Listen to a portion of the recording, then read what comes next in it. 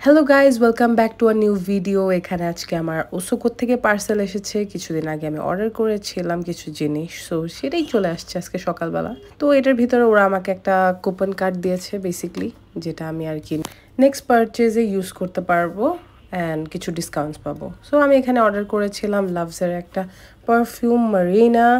এটা আমার কেনার অনেক ইচ্ছা ছিল, আর যেহেতু আমার ফেস ওয়াশ শেষ হয়ে গেছে সেটা আমি আর কি অর্ডার করে ফেলছি। বেসিক্যালি আগে আমি বুটসেটটা ইউজ করতাম, বাট এটা আমার স্কিনে খুব স্যুট করে তাই।